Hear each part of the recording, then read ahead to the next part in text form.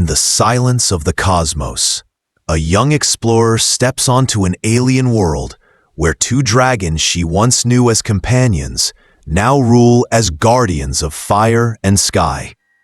Their reunion could either heal the bond of a lifetime or unleash a storm that changes the balance of an entire planet.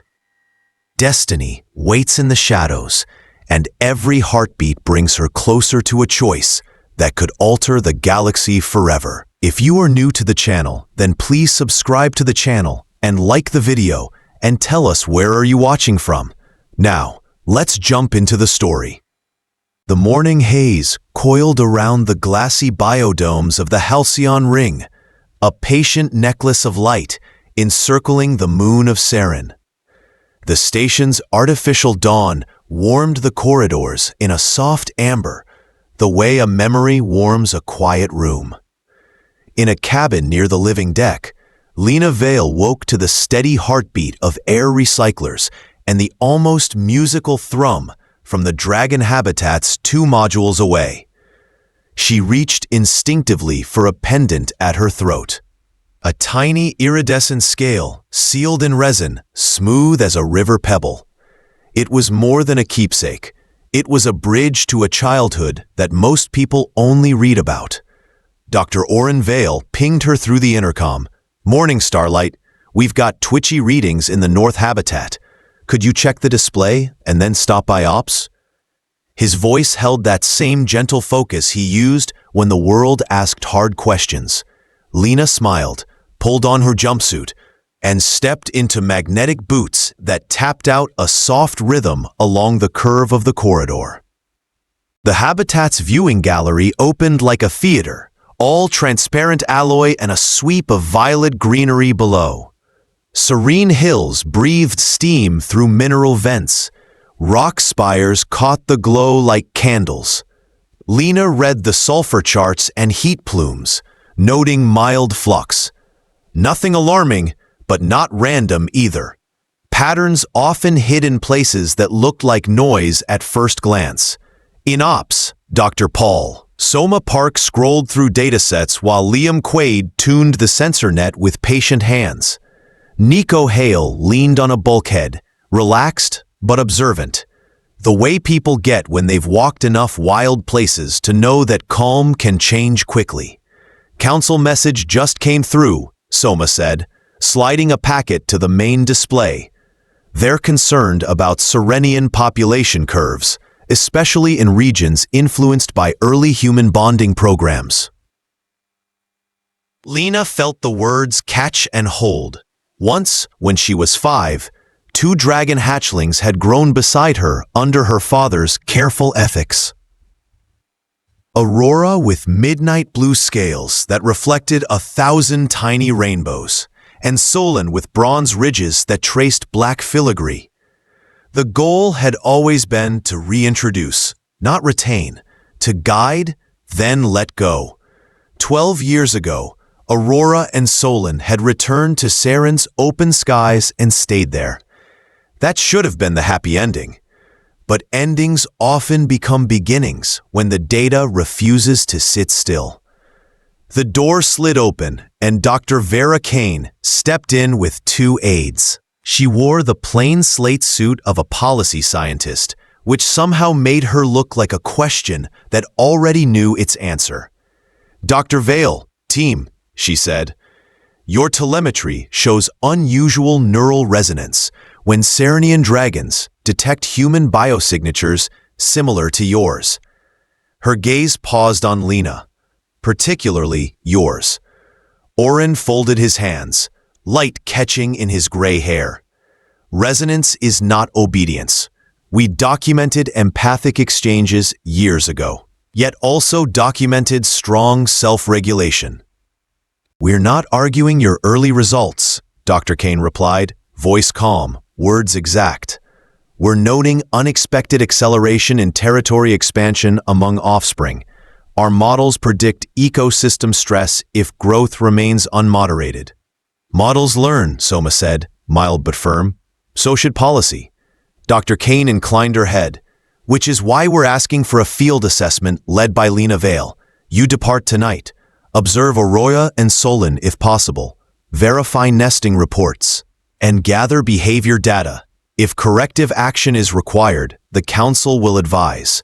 Define corrective, Nico said, tone quiet as a warning bell. Non-lethal management tools, Dr. Kane answered, the phrase polished by committees. We aim to protect Saren's balance, nothing more. Lena felt the pendant's cool edge under her thumb. A child's laughter with blue scales reflected in glass. A bronze shadow playing hide-and-seek behind false boulders.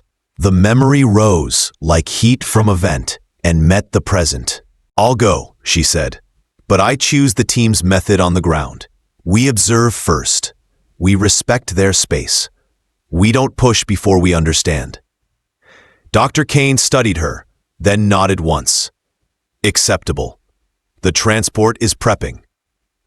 After the envoy left, the room took a breath it didn't know it was holding. Liam exhaled. So we're hiking. We're listening, Lena said, and we're ready. Orin placed a hand on her shoulder. Remember, they are who they became, not who they were. I know, she said.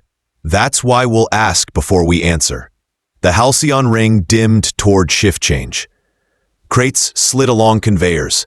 Kits snapped shut. The team moved through the practical ballet that precedes uncertain journeys. Nico checked safety packs and non-lethal deterrents. Soma secured sample tools that were more notebook than needle. Liam tuned the trackers to read heat, motion, and the subtle electrical breath of living wings. As they boarded, Saren turned in the viewports. Blue-green swells crossed by rivers of purple forest, cloud veils like silk. The descent burn hummed low, almost kind. Lena pressed her forehead to the cold window and whispered to a sky she once called home. If you're listening, Aurora, if you're nearby, we're coming to listen back. The planet kept its secrets.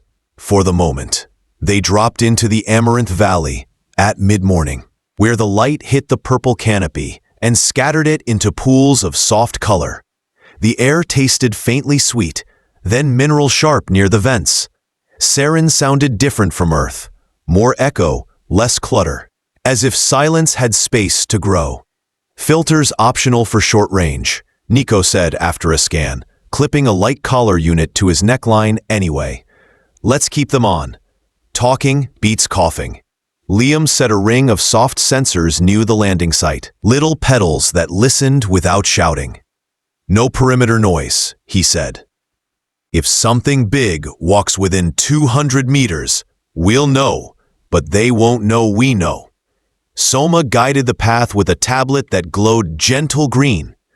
Aurora's last confirmed trail arcs northeast. Solon's passes farther than loops back. Overlapping territories, which is unusual for adult pairs. Or notable. She corrected herself with a small smile. Let's remain curious. The forest welcomed and watched. Leaves brushed their sleeves like the hands of polite strangers. Small gliders flickered from bough to bough. Their wings made a sound like whispered paper. The ground, cushioned with fallen purple fronds, released a minty scent with each step. Movement, Liam breathed, slowing. Large thermal signature ahead. Lena's pulse climbed, steady but strong. Through a break in the trees, she saw a wide shelf of stone, sun-warmed to a soft shimmer. A blue curve gleamed above it, first a suggestion, then a certainty. Aurora stood there, taller now by lifetimes, scales like midnight glass dusted with stars. She turned her head, and the world seemed to turn with it. The familiar pressure at the base of Lena's skull arrived like a tide returning to the shore that shaped it. Curious, cautious, listening. Not words exactly, but meanings that found their way anyway. Lena stepped into clear view, hands open at her sides. The way you greet old friends and untamed mornings. Hello, she said, the word both small and full. It's me. Aurora lowered her head, until breath warmed the air between them. Sulfur, stone, and something like summer rain. Lena lifted her pendant and let it catch the light without reaching forward. The blue eyes narrowed, then widened, a gesture that had once signaled wondering. The low hum came, a note she remembered from childhood naps under watchful wings. Not ownership. Welcome. Behind them, the team held respectful stillness, so empathic exchange present. Pupil change. Breath rate calm. No piloerection along spine ridges. Receptive posture. Lena breathed out and in, letting the bond settle into a quiet that felt like belonging. She thought reassurance, without demand, and gratitude without claim. Aurora answered with a coil of images, fast and bright, a ridge where winds sang, a cavern like a lantern lit from within, a bronze shape outlined against a dawn. She wants us to see Solon, Lena said softly. She'll lead, but we keep distance. They moved in a cross-country cadence that made time feel round. Aurora padded ahead, pausing at difficult slopes to check their line, projecting gentle steadiness when the path pitched hard. After an hour, the trees fell away to a cliff, scattered with shadowed mouths. A larger form rested at the largest entrance, every muscle writing the word strength.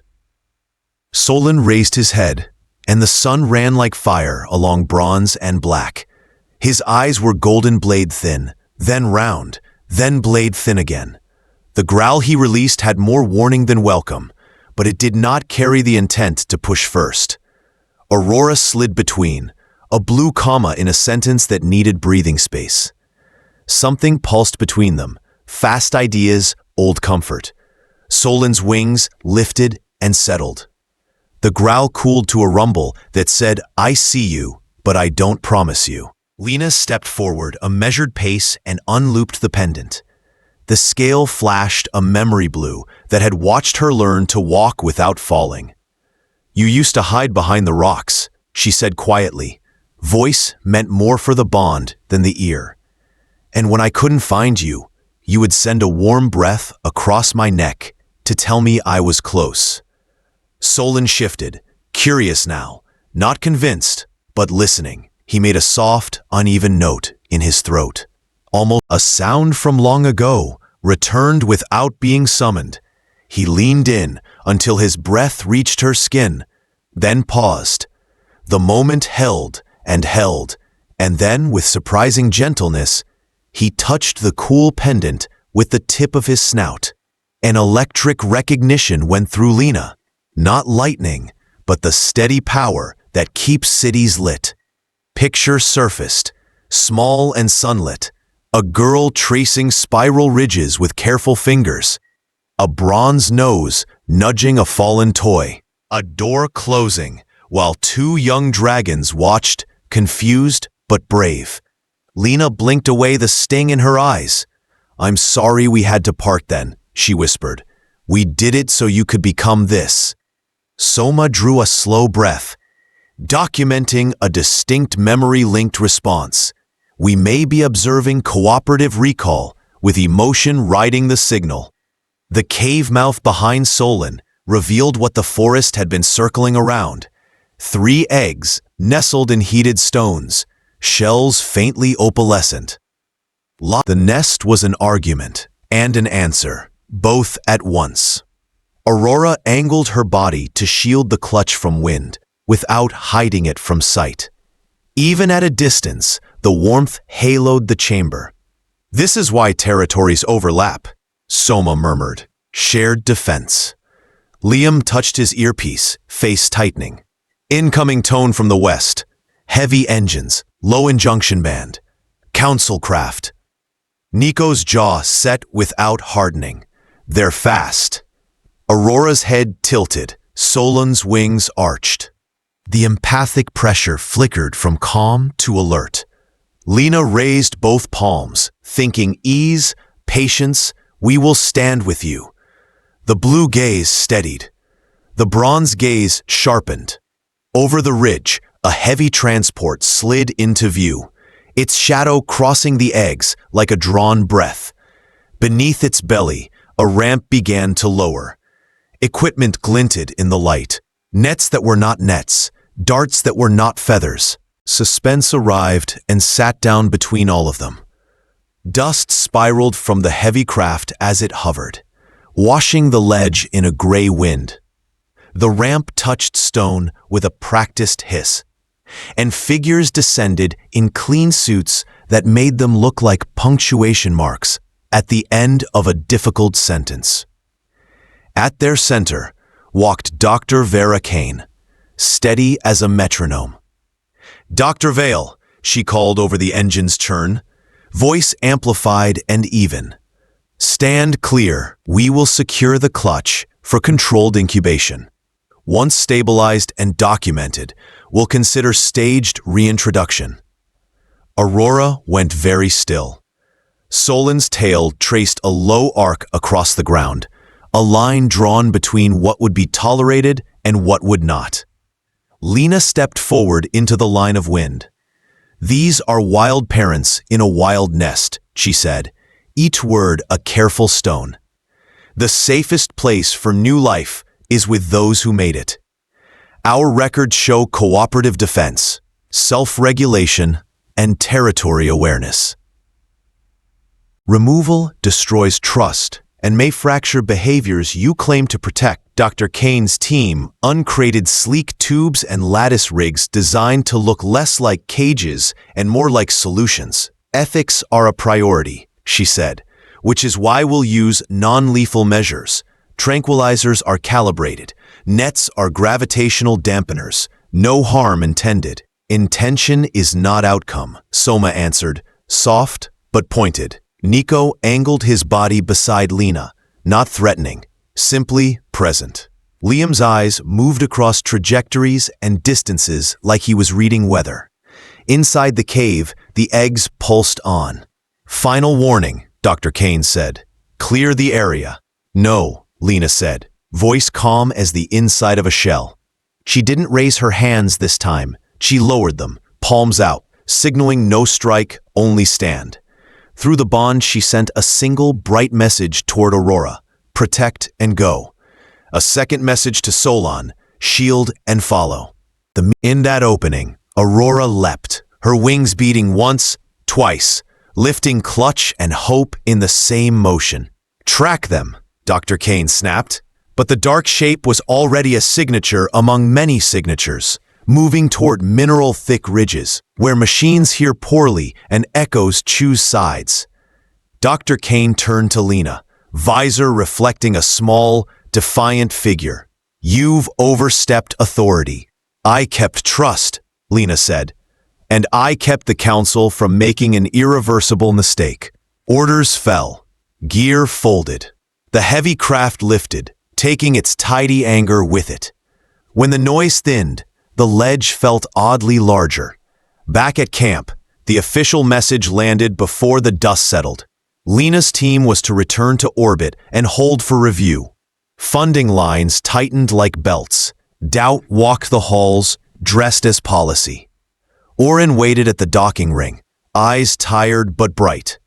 In a quiet room that smelled like paper and tea, he listened without interrupting. When the story ran out of words, he nodded once and touched a control that opened an old file. On the screen bloomed a black mountain chain, stippled with vents and caves. "The Obsidian Ridge," he said. "Decades of Foundation scouting suggest it's a sanctuary. Mineral noise scrambles scans.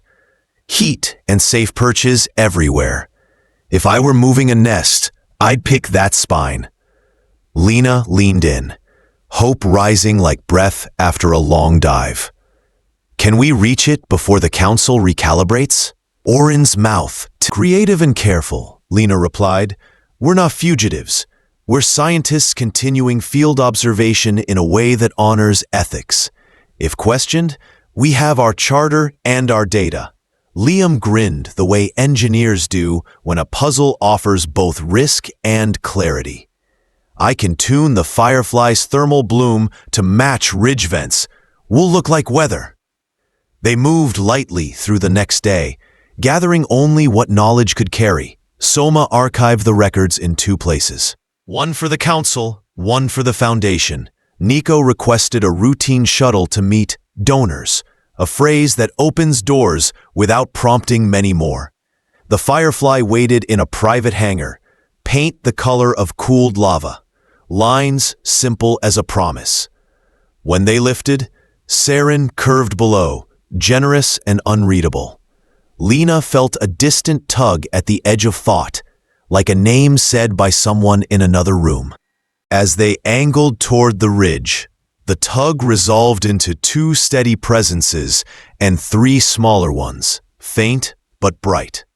She closed her eyes and answered not with words, but with a picture, a hand open, a horizon wide, a pledge made under a young moon. The ridge rose ahead, dark as ink and alive with quiet fire. The Firefly slid into its shadow and vanished to anyone not already knowing where to look. The obsidian ridge welcomed them like an ancient hallway, high black walls, narrow valleys, and lamplit cracks where pale fungi sent soft green light into the air. The Firefly settled on a flat shelf behind a curtain of steam. When the engines faded, the world was all small sounds, drips, distant wings, the sigh of vents. "We go soft and slow," Nico said, checking straps and anchors. "If the ground moves, we move with it." They climbed a jagged path toward a cave whose mouth looked brushed with blue. Near the entrance, the bond brightened in Lena's mind. Not a shout, just a steady welcome. And something else. New sparks, small and luminous, flickering like candle flames before dawn. Joy rose so fast, it almost knocked her back. Aurora appeared first, haloed by the dim glow. Her eyes found Lena and softened, then flicked to the others and remained at ease. Within the chamber, Solon stood watch, posture wide but calm, the set of a guardian who would rather not fight today. The cave opened into a round room painted by light from the fungi. In its center lay the nest on warmed stones. The eggs were no longer quiet shapes. Cracks webbed their surfaces, and each breath the chamber took seemed to answer a push from within. Soma's recorder was already on, its sensor lights small and respectful. Liam set a tripod, and then stepped back as if he'd placed a candle in a place of worship. The first shell parted with a neat line, then a small burst, and a hatchling tumbled into the nest with a soft chirp. Her scales were a deep violet that drank the light. Her eyes were a bright, surprised gold. Aurora crooned, a low tone that made the air gentler. The little one pressed against her and stilled, absorbing warmth and a lesson written without sentences. The second egg opened almost at once, this time yielding a copper-striped hatchling who immediately tried to stand, legs splayed, determination larger than balance. He blinked at the world, spotted the humans, tilted his head with the same curious rhythm Aurora used, then fell gently into a satisfied heap. The third egg waited, breath by breath, until worry began to stand up in everyone's chest. Solon shifted, not frantic, just fiercely ready to help. The shell finally gave with slow resolve, and a pale hatchling slid free, scales silver white and faintly glowing in the cave light. Smaller, yes, but moving with a quiet precision that made Lena think of snowdrift patterns and the way rivers choose paths. Through the bond came a composite feeling. Aurora's tender pride, Solon's watchful joy, and 3 tiny signatures reaching outward without fear because trust had been modeled for them from the start. Lena pressed a palm lightly to her pendant and let the gratitude run through her like a stream after rain. Hours unfolded like careful pages. Aurora and Solon brought warm, pre-softened food, placing it near small mouths with the care of sculptors. The hatchling's first steps measured the nest edge, then dared a little further. When the copper-striped one stretched toward a fungus patch, Solon breathed the lightest puff, not scolding, just guiding. The violet one watched and learned to pause. The silver-white one tested a stone with a tap and chose a safer one beside it. Soma spoke quietly, awe wrapped in method. We're witnessing co-parenting, early teaching, and calm exposure to novel stimuli. These behaviors could become a new social baseline if they're passed on.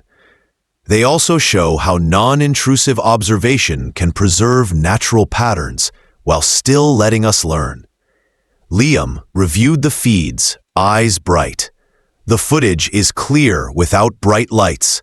Future teams can use the same setup, no glare, no crowding, no spike in stress. Nico kept watch near the entrance, a sentinel against surprises, though the ridge felt like it was granting them this moment, the way a theater hushes right before the song.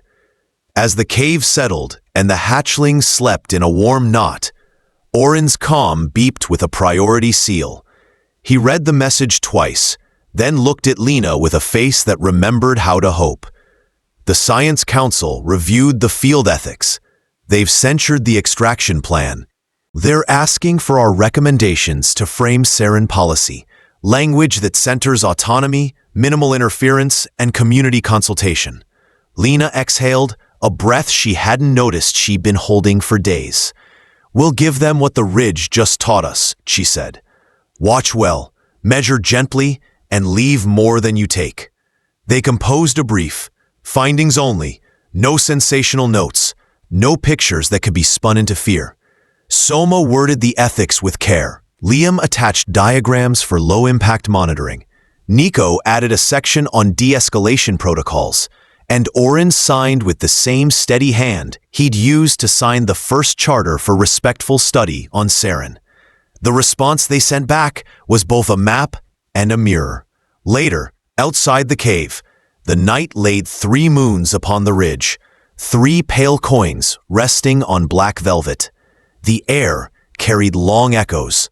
Somewhere beyond the ridge, small creatures called to one another. Not loudly, just enough to be together in the D. The bond pulsed from within the cave, Aurora's calm like a hearth, Solon's vigilance like a lighthouse. 3 small minds dreaming of warm stone and safe wings. Lena stood on the shelf where the firefly waited, her hand curled around the pendant, the cool resin holding the tiny scale that had once fallen without pain from a growing body. She thought about bridges, the kind you cross and the kind you are. Some bridges are built from steel. Some are built from promises you keep when no one is watching. A shadow lifted from the ridge and rose into the triple-lit sky. Solon glided outward and up, then carved a wide circle above the valley, a halo drawn slow and sure. He didn't roar to impress. He sang the low, resonant note that says home. The sound poured down the cliff and into the caves and across the valley, and even the stones seemed to listen. Lena lifted her hand, not to command, but to greet. We'll come back the same way we came today, she whispered. With quiet feet and open eyes. Behind her, Oren stepped close, the lines at his eyes soft. You kept the most important part of the work, he said. You kept Wonderkind. In the days that followed, the council adopted new guidelines that read more like a promise than a rulebook. Study would continue, not to control a wild story, but to understand where it wanted to go.